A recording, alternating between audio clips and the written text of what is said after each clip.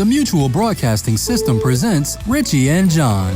Two voices strong in the podcast sphere. Richie and John, let's make it clear. Bringing the stories, bold and true. Standing with pride for the LGBTQ. The Mutual Broadcasting System, the network of pride. With Mutual, it's voices that are taking your side. Richie and John, hear the world echo your name. Fighting for justice, lighting freedom's flame. Champions of diversity, truth in the night. In the battle for equality, they're ready to fight. The podcast that connects you with the people, events, headlines, and lifestyle interests of the global LGBTQ plus community. Here's Richie Roy and John McMullen. Hello, and welcome to another episode of Richie and John. It is, of course, Newsday Tuesday, and, as the country slowly slides into decline and fascism, we are still here bringing you the latest and greatest in LGBTQ plus news, the things you need to know about our community. And I'm, of course, here with my wonderful co-host, John McMullen. John, how are you? I'm great, Richie. And how are things in the Hudson Valley? They are pretty good, actually. We got into the slow seas here today, so I'm feeling like spring has finally sprung in the Hudson Valley. I'm fingers crossed, but we're getting there. It's actually, as we record this, at 5 o'clock yesterday afternoon, meaning Monday, it is 80 degrees here in the Coachella Valley, so it's getting toasty again. Excellent. Yeah. Well, we have plenty of stories coming out of a lot of states, actually, this week. We're looking at the states because the federal government, of course, is doing all kinds of nonsense. But the states are not immune from being shitheads. So we will. And there are, just so that we don't scare everybody away before we even get started, there are some good developments as well. And we're going to talk about those this week. Yes, but the first story we have is out of Mississippi, and there is a place there called Long Beach, and the perhaps inaptly named Darwell's Happiness Cafe has faced a backlash after a controversial social media campaign. Owners Nettie and Darwell Yeager posted a video offering discounts exclusively to heterosexual couples, very starkly excluding the LGBTQ community. Darwell touted discounts for, quote, real couples who could, quote, produce a child, dismissing others as down the street. The video quickly went viral, drawing widespread condemnation. Despite the outcry, the Yeagers, surprise, surprise, doubled down, as folks like to do, with Darwell claiming conservatives are under attack and refusing to serve what he termed, quote, woke customers. Nettie added fuel with an inflammatory post, sparking further outrage. Local and national backlash mounted, with patrons and businesses distancing themselves, including the withdrawal of Cajun Kick seasonings from this cafe. Despite attempts to rally Trump supporters and eventual half-hearted apologies, the damage appears extensive. Featured previously on the Food Network, Darwell's now anticipate significant community and commercial fallout. Well, you get what you get. Boy, I'll say, and hopefully he gets his in spades. I have to tell you, it always amazes me when people are willing to take this kind of a risk with their business and thumb their nose in the air at potentially people who've been customers of theirs for a long time. And I'll tell you, we have a case of this here in good old gay-friendly Palm Springs. And it strikes very close to home, but it kind of reminds me of the story, and it was part of the reason I thought this is definitely a story that we should take on this week, because I can share kind of something relatable here. Many people in the LGBTQ community who have traveled to Palm Springs, which is a big gay destination, have eaten breakfast at least once at a place called Elmer's, which is a nice little diner place, specializes in, mostly breakfast food, but it serves lunch and dinner. They have a special deal on prime rib every night and all that. And it has been beloved in our community until now. I just noticed this past week in a Facebook message board for gay men in Palm Springs, where hundreds of guys jumped in and started talking about the fact that the ownership of Elmer's, at least for this particular franchise of it, it's mostly a Northwest-based chain. The only restaurant they have actually in California is here in the Palm Springs area. And the owner, who I've known very well for most of the 18 years that I've lived here, her name is Jackie Donnell, and she's always been very friendly and accommodating to lots of LGBTQ customers that have come into Elmer's. That's not going to be the case anymore because somebody pulled her FEC file and was able to see how much she's donated and to whom. And in the last year, she's given 2,700 donations to various GOP mega conservatives serving in office or issues, referendums and such that have been on the ballots. 2,700 in a year. Like, I don't even have time to write a check for 30 in a year. And she's been giving money right and left. And I'll tell you, some of the people on her list that she's been sending money to are people who have really been at the forefront of trampling on our rights. Well, now I understand that Tesla in Cathedral City is not the only business that's going to need to worry about protesters on the street out near Highway 111. I guess there's a group of people who are planning to start picketing in front of her restaurant too. And, this is the thing. If you are a well-known business person in a community, just like Nettie and Darwell Yeager in Mississippi, in Long Beach, Mississippi, you stand the risk of when you decide to put out there your flag that, flashes exactly where your loyalties are and are not, you stand to destroy your own business. You really do. I mean, and especially, I feel like the Happiness Cafe, maybe felt a little bit safer given where it's at. It sounds like maybe it's not, but certainly with Elmer's, I mean, I've been there numerous times, both with my intrepid co-host John McMullen and otherwise, and it is a sausage fest in there. It is gaggles of gays having overpriced pancakes, and talk about biting the hand that feeds you. I've thought about picking up the phone and calling Jackie because I have her home phone number and saying, "Dear, I don't know if you realize what you've done, but you might want to repent and ask for forgiveness and stop doing this because you're really biting a big hand that feeds you." And this is a pancake house, essentially, that does $4 million a year in revenue. Yeah. A lot of people are not going to eat those pancakes anymore. Exactly. I'm not. Right. And the thing is, this goes to another point, which is why transparency matters more, very broadly. And it's something that this administration does not like. We see stories like, obviously, the Signal story. There's a reason why they're using Signal app, which deletes things after a week, because they don't want to be subject to FOIA or the National Archives or anything like that. With anything, Elon Musk is like allergic to the idea that government responsibility and transparency are things that apply. Well, fine, then go back to South Africa. Right. And the thing is, again, I would imagine, with these FEC filings, there's a reason why they're public. Is exactly this: public accountability for how you spend your money in terms of, political speech. I bet they hate that. They probably want to get rid of the FEC because they do. Yeah. But, this like as important, if not more so, than them getting rid of the IRS. Right. Except then how will they pay for anything if they don't leave it to the poor Americans to pay their fair share? Oh, don't worry. Don't worry. Tariffs will solve all their problems. Who needs income tax when you can do tariffs on maple syrup or whatever? Right.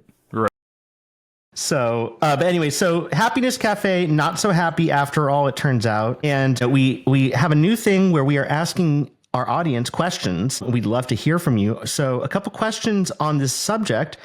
How does a business's explicit exclusion of LGBTQ patrons impact your likelihood of supporting them? How do you perceive businesses using social media to express discriminatory views? And should there be consequences? let us know what you think about those. We would love to hear from you. richieandjohn.com is the place to go for all of the details and how to reach us.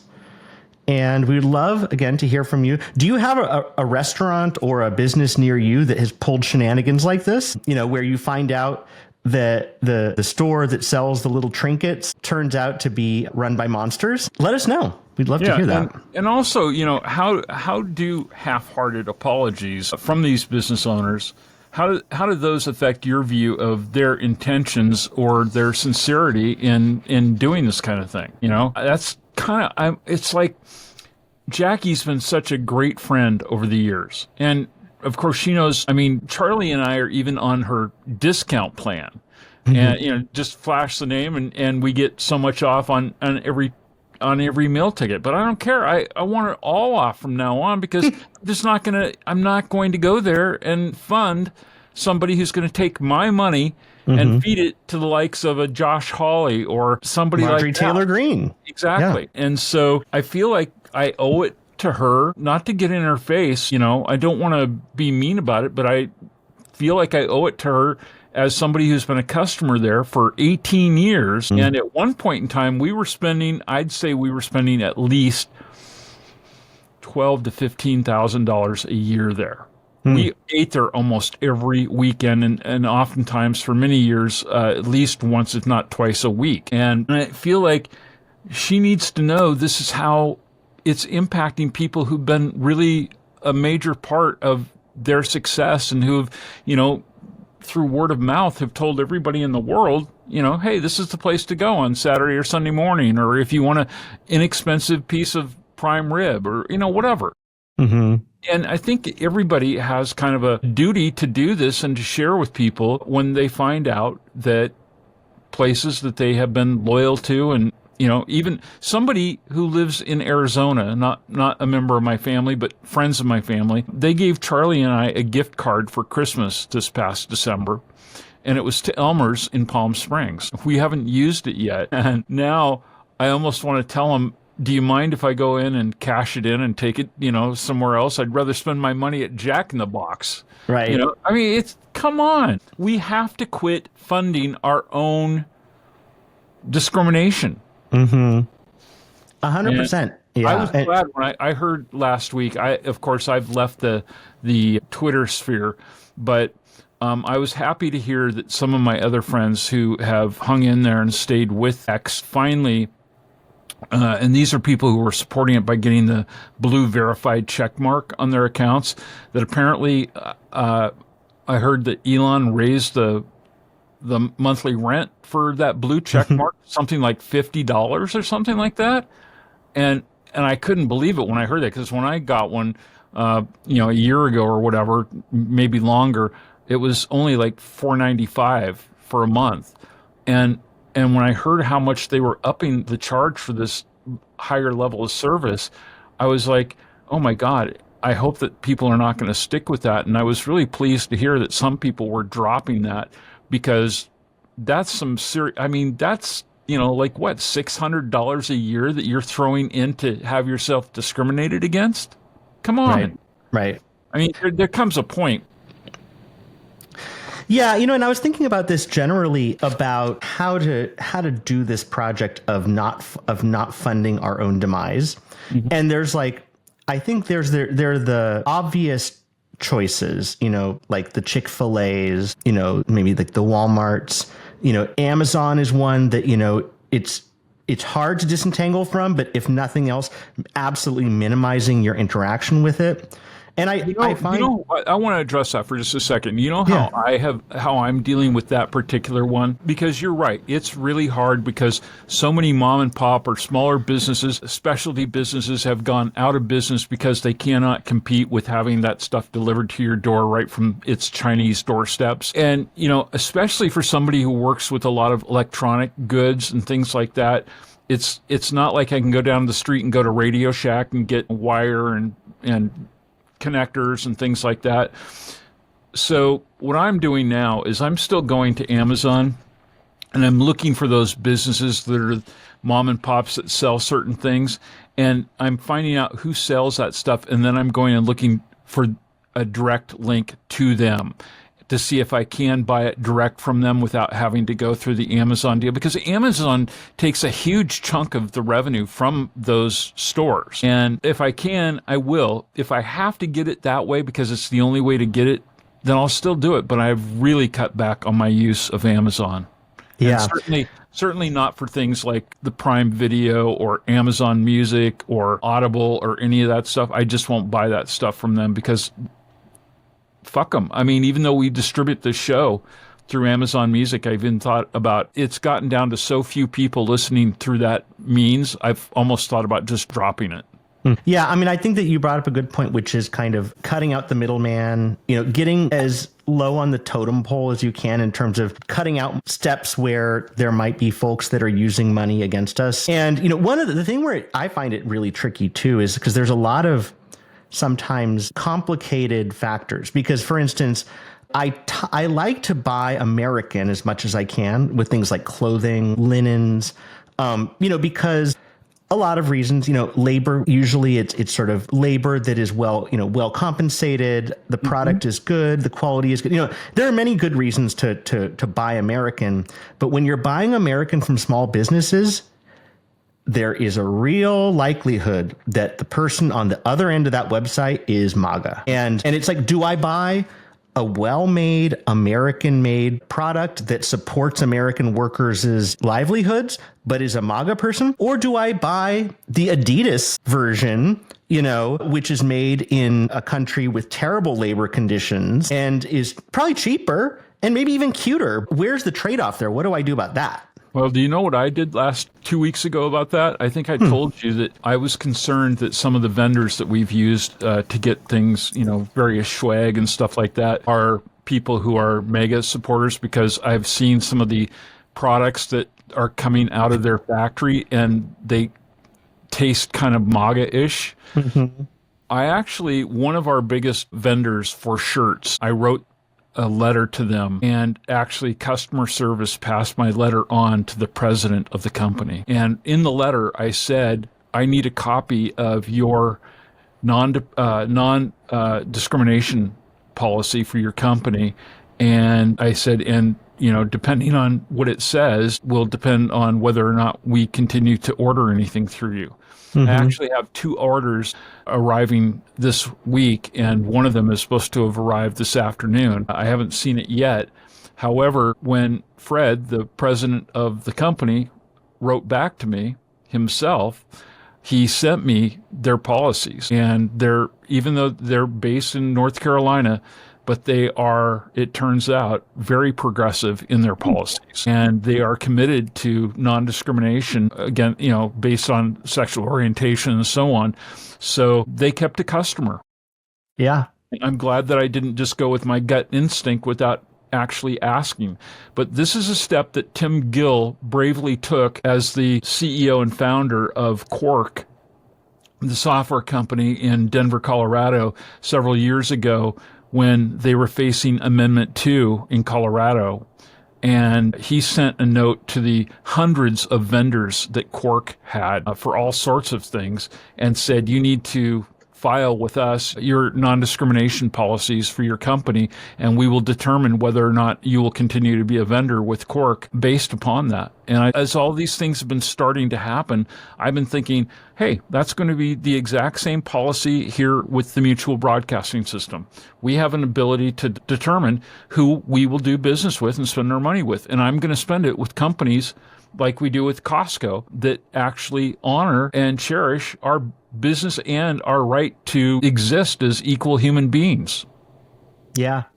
It's a really, and no matter, whether you're just a sort of passive consumer or, a business owner or whatever, all of this stuff matters. I know one that I've used before and actually did a great job. It's like Sticker Mule. Sticker Mule has a great website, easy, inexpensive, great, and they are MAGA, it turns out. After, this is I didn't use them a ton. Basically, I remember they did some kind of post that was like, no matter what side of the aisle you're on, you have to admit that like making America great again is like a priority everyone should get behind. And it was really like awful. And they kind of like dug their heels in. And so, yeah, It's like if you're going to order your cute little stickers for your Etsy shop, make sure that you're not directly funding fascism. Right. Well, I tell you what, as we continue on, we have a tale of 2 states and 2 governors. Yep. One not so great, which is where we're going to start, and another who really belongs in our hero club. Mm-hmm. So I'll start off with the Montana one. As you might expect, things are a little lofty there in the Big Sky state. But Montana's governor, Greg Gianforte, has signed 2 controversial bills into law, sparking national debate. The first law bars trans individuals from accessing restrooms and changing rooms and sleeping quarters aligning with their gender identities in various public facilities, including schools and hospitals. The second law bans trans female athletes from joining female sports teams, allowing for dead naming and misgendering of trans students by peers without repercussion, and prevents educational institutions from adopting diversity, equity, and inclusion policies in student admissions. Governor Gianforte claims that these measures are crucial for, quote, safeguarding fairness and security for women and girls, end quote.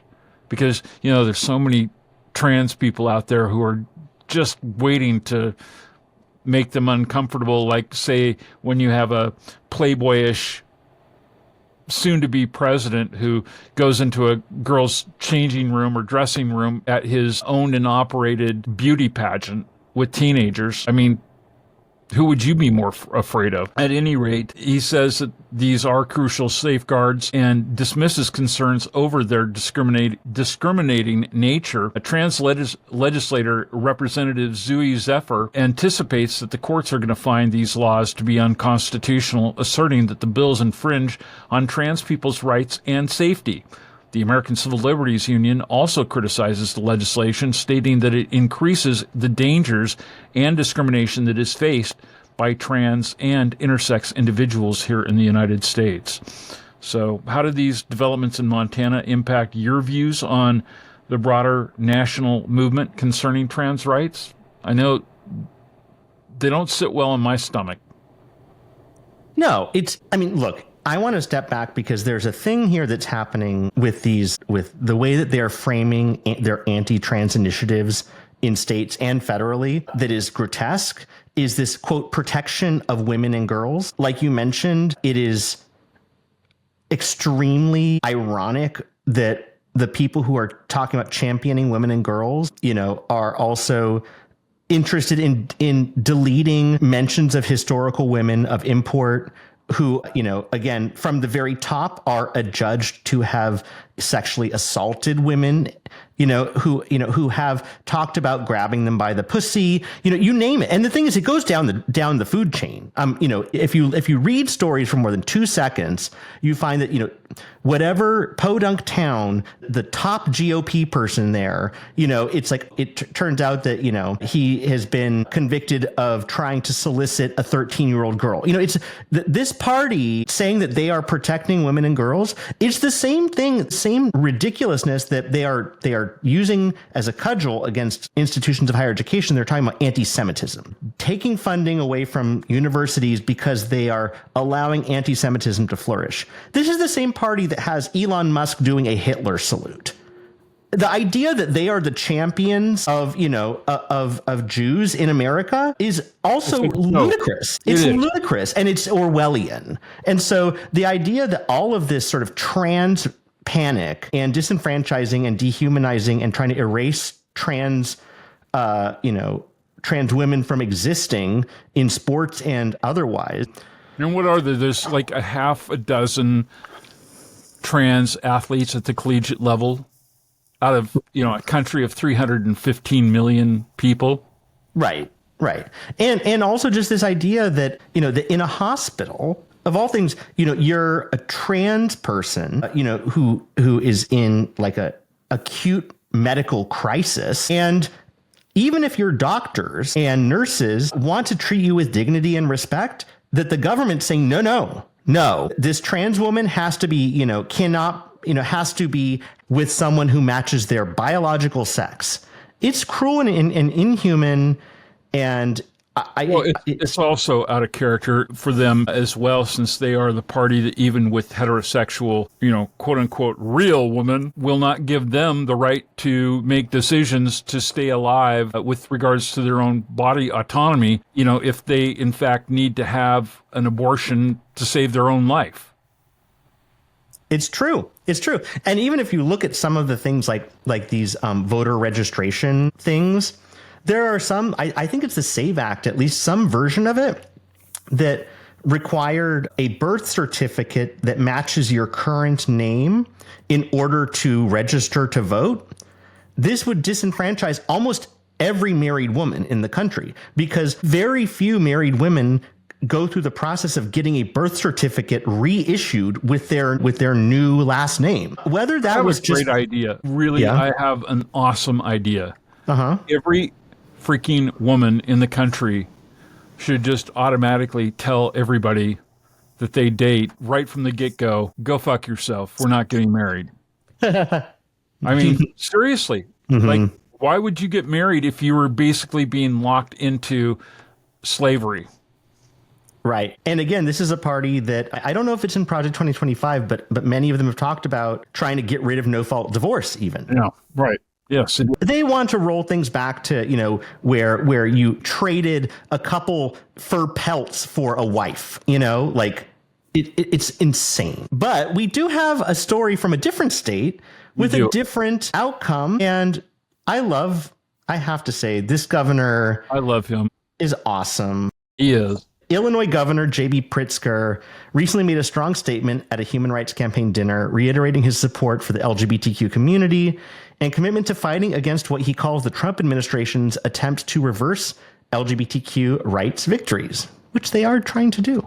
Speaking in Los Angeles, Pritzker warned that attacks on drag queens and trans military service could escalate to threats against marriage and employment rights. He is correct. They're already there. Denouncing authoritarian tactics, he argued that bullies, like those currently challenging LGBTQ plus rights, only respond to resistance. Pritzker emphasized his dedication to standing with transgender youth, reassuring them that they are not alone in this battle. He acknowledged his own upbringing, highlighting his mother's activism, and noting that he grew up exposed to what conservatives call the, quote, gay agenda, and became a governor in part because of it. Furthermore, Pritzker's advocacy included signing a 2023 bill that banned book bans in Illinois libraries, a significant win for inclusivity. So Pritzker is like doing the good work here. Yeah. I could see him being a future president. You think so? I think the handwriting's on the wall that he would at least be somebody who Democrats might be happy to champion. As long as he doesn't start a podcast and bring on psychopathic fascists like a certain other governor. I know. Don't get me started on that. Yeah. But Pritzker is great. I mean, and everything that he said is both true. And not even prescient. It's just now, it's literally happening like as we speak. So he totally is right on. And I'm glad that we have states helmed by people who are being brave, because what we're seeing in this administration is they're using every tool in the toolbox to try to break everyone, break states, break schools, break everyone, and bend them to their will, whether it's, taking away funding, even though it's illegal, knowing that some people will just roll over because they don't want to fight, and knowing that that this government, if you're going up against a federal government that at every level is stacked against you, they have a lot of resources to just drain your energy, money, and time. Yeah, and it's a pretty brave stance for him to take, because even though I think people tend to look at Illinois as being a blue state, it's very, very navy blue when you get in and around the Chicagoland area. But you get outside of there, and it is not anywhere near blue. It's not even near purple in a lot of that area. I know from having lived a period of time in central Illinois, in Peoria, it was anything but blue. Yeah. I mean, there they even had a congressman at the time that I was living there who was a closet case gay guy, except he dressed as gay as you could get, and he made his office look like it was from the set of Downton Abbey. So, I mean, of course he was gay, but it... Oh, yeah. What was his name? Aaron Schock. Aaron Schock. Oh, my God. Yeah. Aaron Schock. And yeah. I was there when that story broke. And I got to and not only that, my boss's son, the general manager of the radio station's son, was an intern for him the previous summer. Oh. Yeah. And he loved Aaron. And I was like, yeah, I'll bet he did. Yeah, I remember seeing pictures because Aaron Schock, I mean, he was one of these, like, it was kind of this time period when they were trying to make the Republican Party seem like cool. So it was like Men's Health, had him like on the cover with like a 6-pack and like, and yeah, I saw, you saw pictures of his offices and it looked like a goddamn bordello. It was like peacock feathers and like these garish colors. And it was so just like it was just unbelievably ridiculously like tacky. And yeah. And later, both my morning drive and my afternoon drive talk shows that were on that station. I was the program director at a news talk station there, WMBD, AM and FM. And the afternoon show and the morning show both had relationships to Representative Schock. And as this story was breaking, I was like, we got to get him in here. We got to get him in here. And they're like, he is never going to come and talk to us right now. We should I want to do some checking in because I remember, because he was closeted as like super closeted, obviously Republican. Well, the people who put him in there were part of a Christian sect in the area, apostolics. Who were very extraordinarily anti-gay and never would have backed him if they had known. And I looked at the first picture I looked at him, he was wearing this blue, like if it were red checkerboard instead of blue, I would think that he was dressed up like a tabletop in an Italian restaurant.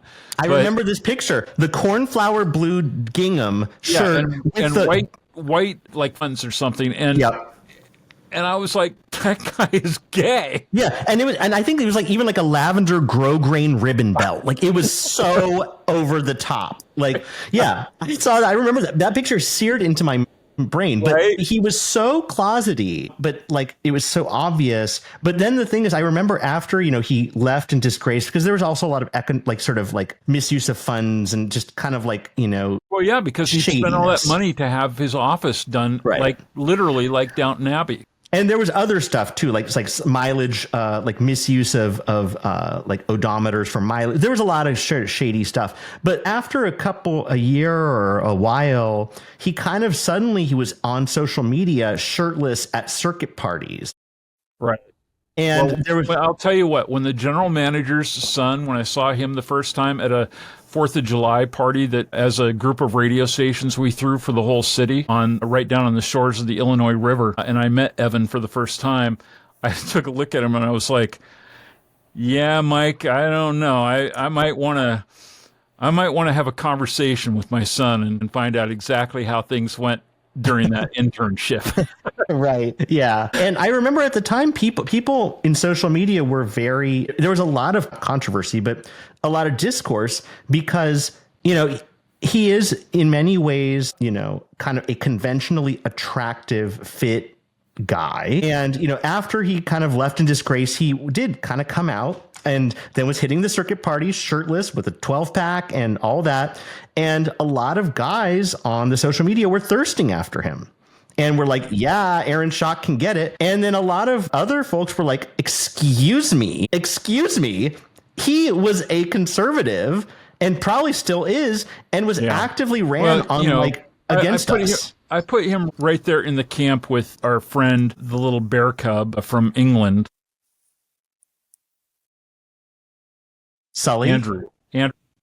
Yeah. Sully, actually, it's funny. I mean, he's like a mess. I don't know how it happened. I have and I've hit every unsubscribe button, but somehow Andrew Sullivan sends a huge long dump just turd of an email that hits my inbox every week, and I cannot get rid of it for the life of me. I don't know what I've done in this world to deserve this, but I get these. And the thing is, and recently he actually did one that was, he has a way with words when he's not just being a shithead. And he wrote, actually, it's a very kind of well-written, long missive about kind of the fascist moment we're in.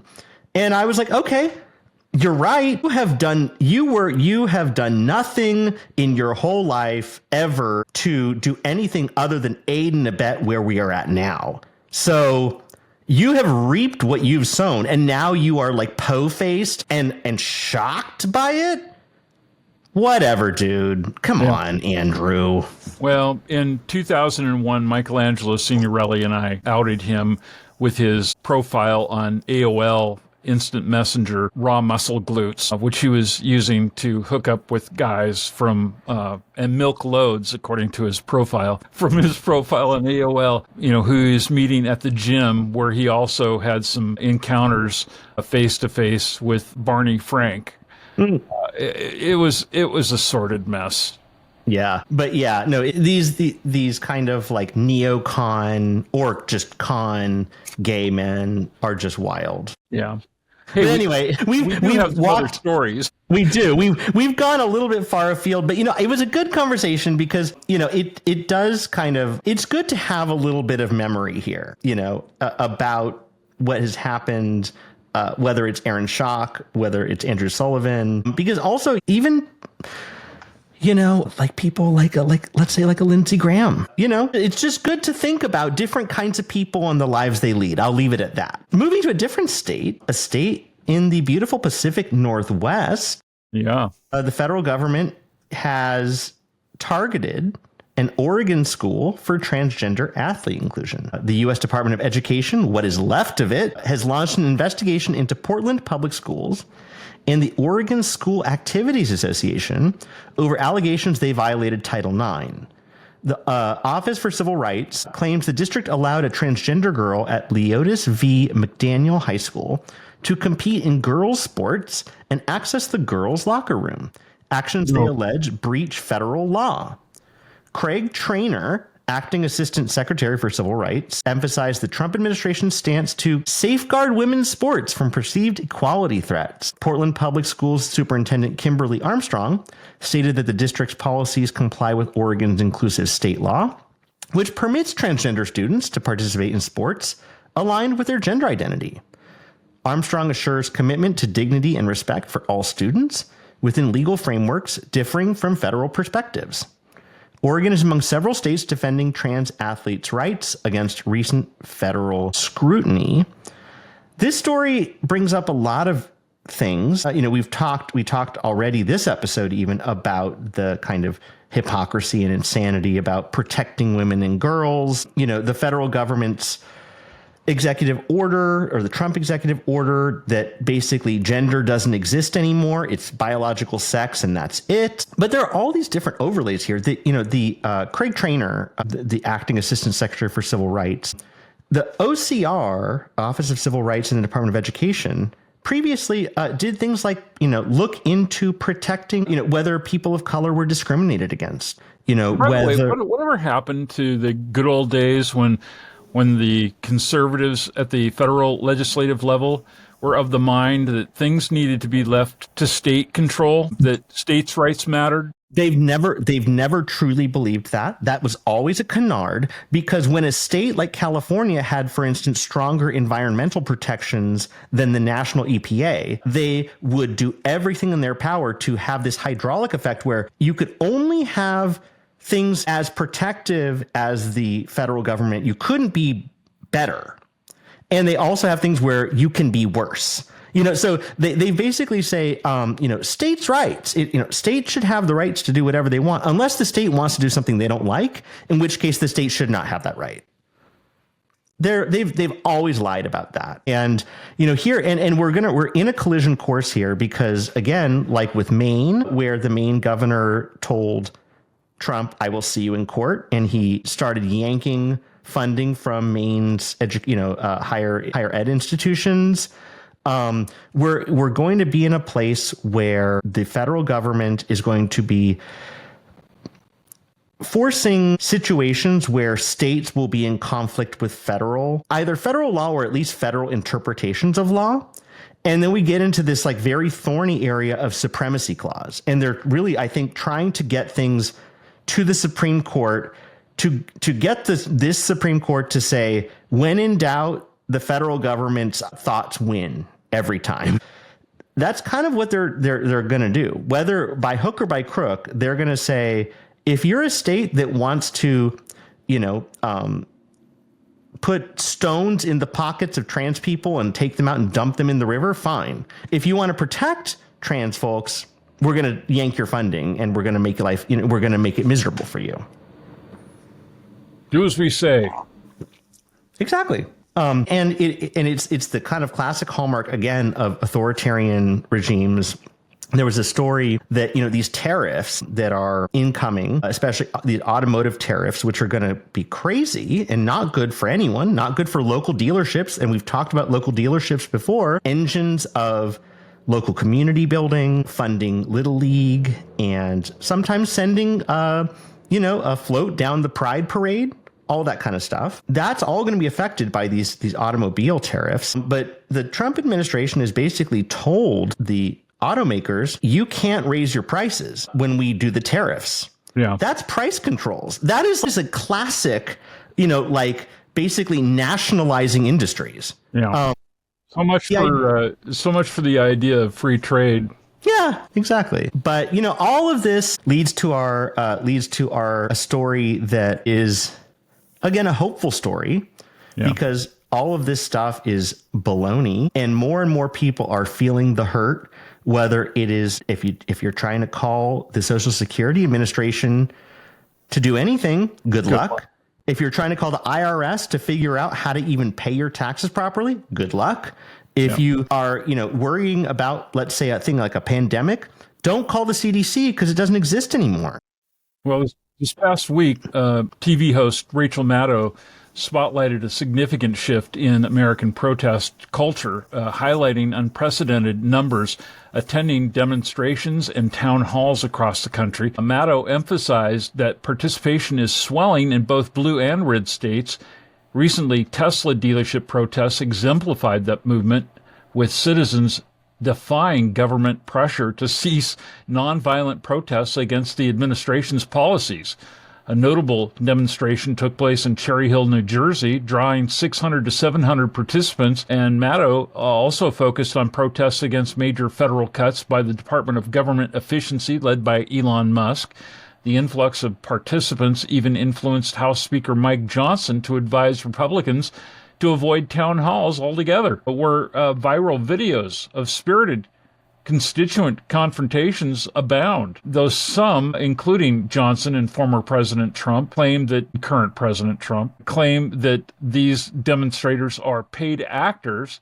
No. That's only at mega rallies. Only at mega. Only Donald Trump and his cohorts are offering to pay people to show up and rah-rah for them. They turn out it does turn out as Americans continue to voice dissatisfaction fearlessly, and it's been really extraordinary. I mean, even right here in the Coachella Valley, in the Palm Springs area, our Tesla dealership every Saturday is having rallies that are being coordinated by a group of gay men, and everybody is showing up, and they're like doubling every week. And this past weekend, they finally had a group of defenders for Tesla show up across the street. This is funny. The local Gannett newspaper had a photograph the other day on their website. On one side, they have to show it on video because it's blocks long going up the sidewalk. And on the other side of the street, there's like 5 people. So it's like 500 people on one side and 5 people on the other. Yeah.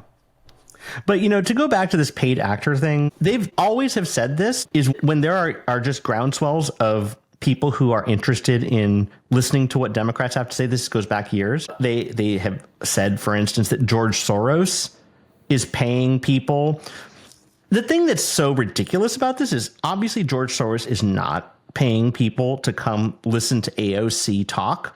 Right. But you know who is, like you said, you know who it is just this week, Elon Musk literally said, I'm having a town hall for people who have voted in this Supreme, I believe it's Wisconsin or something, the Supreme Court vote, because and there's reasons why he's interested in that. It has to do with Tesla. But he basically said, I'm having a town hall.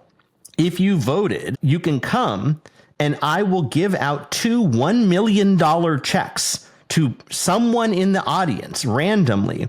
And he's been doing this for a little while, these things where he's like, if you can show me that you voted, and it's usually in a place where they're trying to get Trump votes, or in this case, Republican votes, I'll put you in a raffle so you might win $100,000 or here $1 million.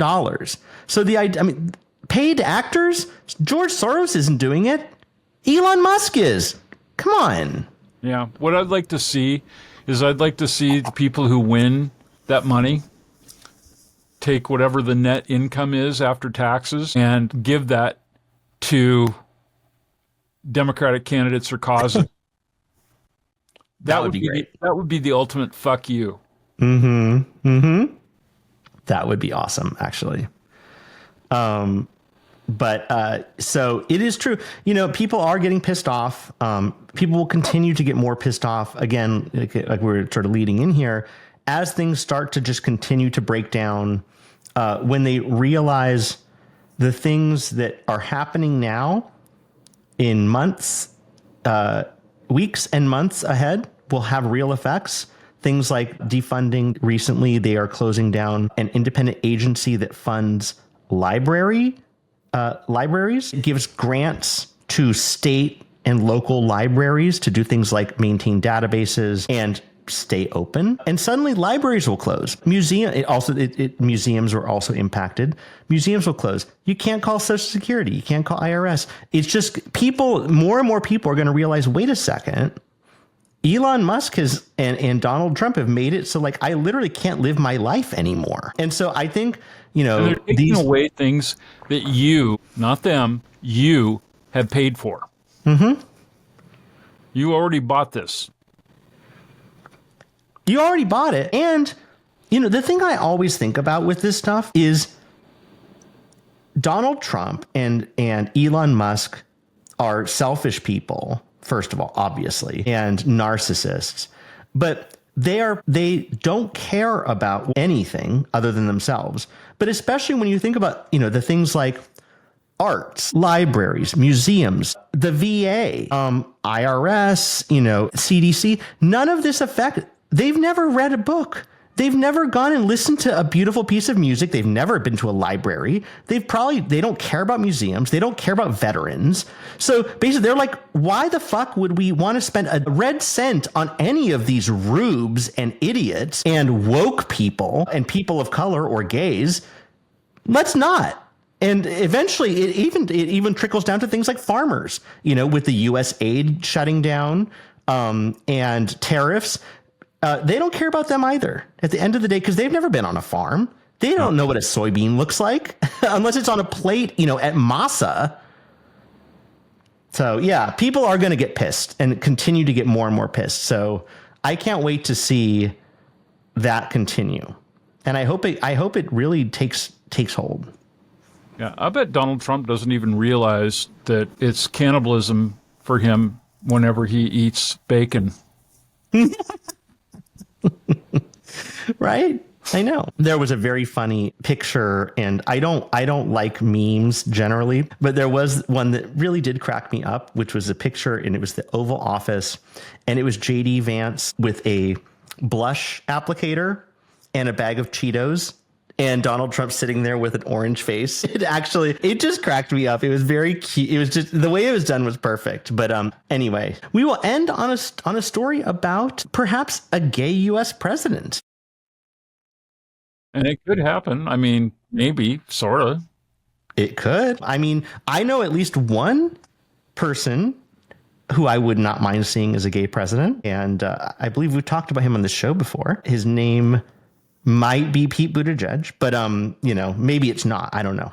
But anyway, Netflix's latest series, The Residents, sets the stage for a groundbreaking portrayal of a gay president in America, providing a fresh narrative amidst a challenging political climate for LGBTQ plus rights. Created by Shonda Rhimes' Shondaland. Love Shonda. I love Shonda. Yes, the mystery series features. Writer. She is. And yes. One of my favorite series of the last 10 years. Which one? Was the one that she wrote with, what's her name as the star, Viola Davis. How to Get Away with Murder? How to Get Away with Murder, yeah. So good. And Scandal was great. Yeah. Shonda's great. Yeah. But anyway, so this is a Shonda joint, and it is a mystery series featuring Uzo Aduba as Detective Cordelia Cupp. It introduces viewers to President Perry Morgan, played by Paul Fitzgerald, and his husband, First Gentleman Elliot Morgan, played by Barrett Foa. The show's unique take reframes the narrative surrounding a queer president without making their sexuality the central theme. As Fitzgerald notes, the series naturally integrates the president's identity into the plot. He expresses hope that the depiction will prompt audiences to envision a future where a queer individual leads the nation, drawing parallels to Will and Grace's impact on LGBTQ plus visibility. The Residents redefines representation by celebrating versatility within the LGBTQ plus community through moments of personal and cultural resonance. This sounds fun. Fun. I'm looking forward to seeing it. I'm looking forward to seeing it too. I have to say though, I mean, I wouldn't mind seeing, and maybe this isn't for like a show where the gay president, in the basement of the White House has a sling set up. Why not? Get rid of the bowling alley and the movie theater. Who needs those? We've got a dungeon. Yeah, let's do it. 2025. Why not? By the way, speaking of queer television, have you seen the new Hulu series that is set here in Palm Springs, the mid-century modern with Nathan Lane and company? I've heard of it. It's kind of a Golden Girls-ish thing. It is, very much, yeah. In fact, Linda Lavin was in it, and I'm told I happened to step in the living room the other night while James and Charlie were watching an episode, and I guess the next one after that one is the one where, is the first one that was produced after she passed away. Real life. So it'll be interesting to see how that is integrated into the story. But yeah, absolutely great from what I've seen. I've seen a couple of the episodes, and Linda Lavin and Rhea Perlman are in it. Yeah. I love Rhea Perlman. Yeah. So it's Nathan Lane. Is it Matt Bomer? Is that he in it also, or who else is in it? I think so. And this is from the people behind Will and Grace. So no amateurs here at this. Yeah. That's awesome. Yeah, I want to check that out for sure. Sounds fun. And maybe see if they have an episode that features them at Elmer's. Yeah, well, they don't film it here. Although the house that how with the Golden Girls, they always had the house in the scene. Mm-hmm. This show, maybe it's the Golden Girls producers who were behind this, but in this one they used the old Dinah Shore house. Oh, yeah, because this is where she lived till she died. Interesting. The old Dinah. So another linked queer. She's living right now, just down the street from me, about 6 blocks at the Forest Lawn. Her little above ground mausoleum thing is there. Oh, really? Yeah. This is for, maybe this actually could be for a substantial Saturday, but is to talk about something that used to happen that doesn't happen anymore, is Dinah Shore Weekend. Mm-hmm. What happened to Dinah Shore Weekend? That was cool. It continued. The LPGA had a tournament that was held here that was a very popular women's professional golfers tournament that was held every year at the Weston Mission Hills Golf Course. And that tournament left this area a couple of years ago. And so they changed that became the ANA tournament that the airline sponsored. And eventually they pulled it from here, went to another city, and then there's now a different event that happens here each year. Mariah Hansen, who was the original producer of the Dinah Weekend, still produces that women's event here in Palm Springs every spring. Oh, okay. Yeah. So is it the same vibe? Is it the same vibe? Because it was kind of like a lesbian circuit party kind of vibe. It is. Yeah. They still do it. I think that they call it still the Dinah Weekend, but okay. Yeah, there were a couple of different producers who kind of came in and competed against each other at the same time and did it all on the same weekend. But yes, there's still a women's party here. The party that actually went away this year for the first time was the White Party, which had been produced by Jeffrey Sanker here for many years. And of course, he passed away, a little over a year ago now. And they were going to continue it on, but it collapsed. And honestly, I felt like that business should not have been in the business of producing those events any longer, because they've been so irresponsible over the years with the amount of, well, let's put it this way, become dens of iniquity for unsafe sex and a lot of drug usage that know, goes beyond the pale. Right. So I'm not trying to cast judgment, but I'm just saying, that somebody could come in now and put on another circuit party event here and be a lot more responsible with it than Sanker was in the last several years. Yeah, and I think that that could be. I feel like we could do another also fun substantial Saturday on some of these kind of events and places, because I know that there are because there are sort of these classic places that close, that have been around for ages, but for someone retires or the lease is up and they're gone. But people are still doing new stuff. Like I know there is a gay campground called the Boar's Rut that is sort of new and recently opened somewhere in the South. And so people are still kind of are committed to creating spaces for our community. Yeah. And we have a resort here that has, it feels like almost every week there's a different circuit party type of event there at the Cathedral City Boys Club, or otherwise known as CCBC. And, we should do a show on what the current state of circuit events are in America, because there's still a lot of people, and there's a whole new generation of event goers that are going to these things. I guess if I have any fear at all, it's the fear that people are going to expect you and I to start producing the new White Party. Well, that will not happen anytime soon, unless people want to be, listening to Joni Mitchell, wearing a mesh shirt and a jockstrap. So in any case, thank you for listening to this Newsday Tuesday. Again, richieandjohn.com is the place to find the way to contact us. We'd love to hear from you about anything we've talked about, anything we should talk about.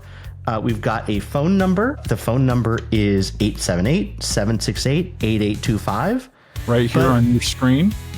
Reach out to us any way you can. And we will be back with you on Saturday for Substantial Saturday. The topic is a top secret. You won't get to know until Saturday. So listen in and you will find out what we're talking about then. Until then, have a great week. And John, hope you have lovely weather in the Coachella Valley. Thank you. And same to you. I hope that things are great up there in Apple Land.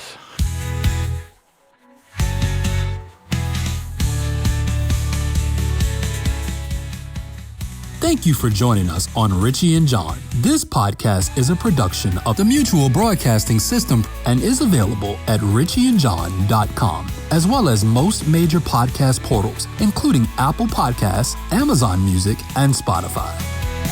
With courage bold and voices clear, for life, liberty, happiness, they persevere. Never in the shadows, they stand tall. For truth and freedom, they answer the call. Richie and John, hear the world echo your name. Fighting for justice, lighting freedom's flame. Champions of diversity, truth in the night. In the battle for equality, they're ready to fight. And as the fight goes on from sea to shining sea, Richie and John, you're the voice of the free. Keep shining bright, your impact will grow.